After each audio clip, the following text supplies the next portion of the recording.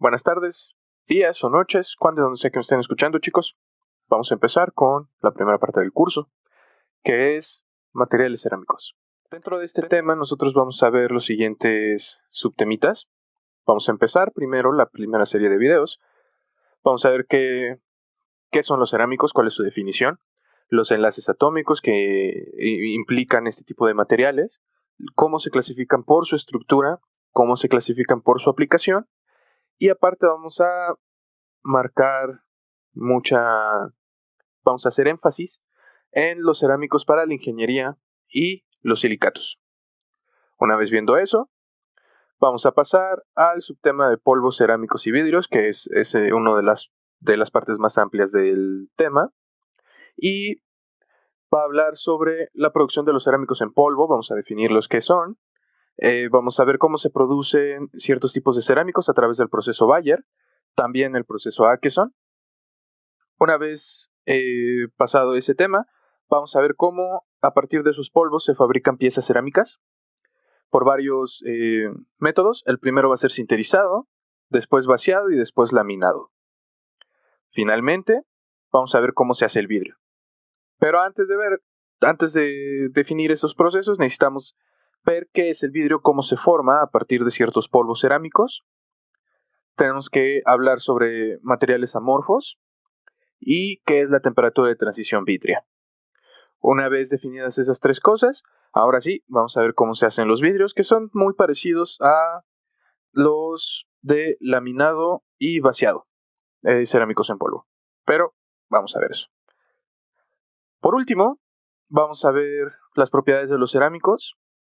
Primero la densidad calculada a partir de cerámicos porosos y el principio de Arquímedes.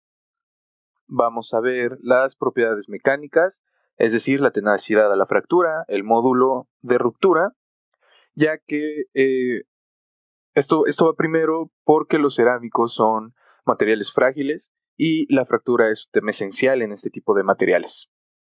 También vamos a estudiar la dureza y las microgrietas. Y la última propiedad que vamos a estudiar de los cerámicos va a ser el calor específico, la conductividad y difusividad, así como su expansión térmica. ¿Qué quiere decir? Propiedades térmicas, y vamos a tocar temas de transferencia de calor ahí. Bien, vamos a empezar a hablar con la definición de los cerámicos. Bien, los cerámicos son materiales que se componen de materiales inorgánicos y materiales no metálicos. Generalmente se forman a través de los enlaces de elementos metálicos y no metálicos, es decir, los que están en los extremos de las tablas periódicas. ¿Sí? Se enlazan a través de enlaces iónicos principalmente, pero hay ciertos cerámicos, ciertas estructuras, cuyo enlace principal es el enlace covalente. Hay un método matemático para poder determinar qué tipo de estos dos enlaces prevalece en la estructura del cerámico. Ahora, la mayoría de los cerámicos van a ser óxidos, carburos o nitruros. Y la mayor parte de sus aplicaciones, al menos en ingeniería que vamos a ver en un ratito, podemos observar esos tres. ¿Sí? Ahora bien, enlaces atómicos. Vamos a hablar primero del enlace iónico.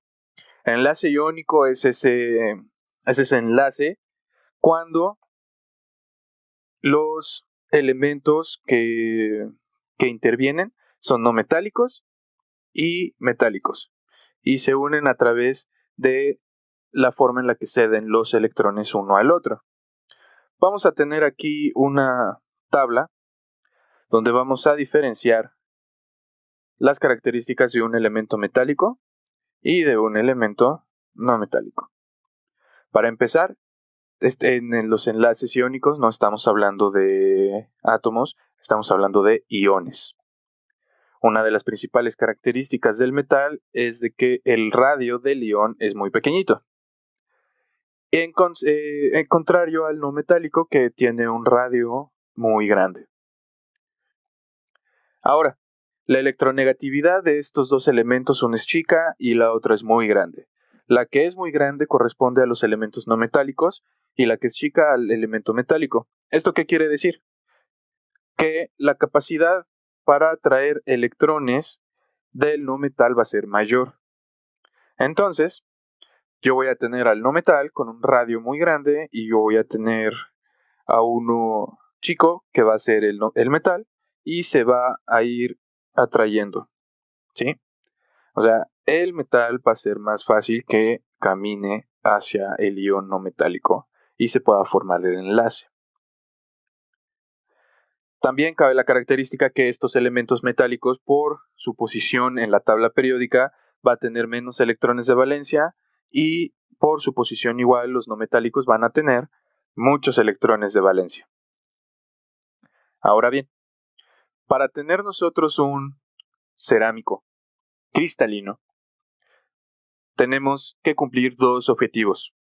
El primero es de que sea eléctricamente neutro.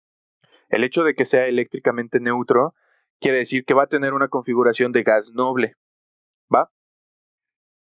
Para poder saber esto, necesitamos saber la electronegatividad de cada uno de los elementos, ¿sí? Por ejemplo, si nosotros tenemos al cloruro de sodio, NaCl, y analizamos cada uno de los elementos por separado, podemos ver que el sodio tiene una electronegatividad menor que el cloro. Eso es porque el cloro está del lado derecho de la tabla periódica. También si analizamos el radio iónico de los elementos nos podemos dar cuenta que el cloro tiene un radio mucho mayor. Incluso también con los electrones de valencia podemos ver esto, que el cloro tiene mayor electrones de valencia, solamente necesita uno para tener esa configuración electrónica de gas noble, ¿sí? Que es la que le presta el sodio. Aquí vemos que tiene uno el sodio. Estudiando un poquito más los iones, nosotros vemos que al atraerse los átomos, estos se cargan electrónicamente, lo que va a provocar que se ionicen estos, ¿sí? El elemento con más electrones de valencia, ese se va a cargar negativamente y se va a llamar anión. El elemento que tiene menos electrones de valencia y se los va a pasar al otro elemento, pues bueno, se va a llamar catión y se va a cargar positivamente. Siguiendo el ejemplo de el cloruro de sodio, nosotros vimos que el sodio tiene menos electrones de valencia, por lo tanto se va a cargar positivamente y se va a llamar catión. Aquí. Por otro lado, el cloro tiene más electrones de valencia, por lo tanto se carga negativamente y se va a llamar anión. Esto es importante que se lo aprendan. Catión, carga positiva, anión, carga negativa. Catión, ion de radio pequeño, anión, ion de radio grande, ¿sí? Entonces aquí estábamos hablando de que yo puedo saber cuánto porcentaje de los enlaces son iónicos y qué tanto de los porcentajes son covalentes. Y eso se hace con la fracción de carácter iónico, que solamente implica una exponencial y la electronegatividad de los elementos que conforman al cerámico. En este caso, tenemos al catión, si seguimos el ejemplo del cloruro de sodio, entonces el catión aquí sería el Na y el anión sería el Cl.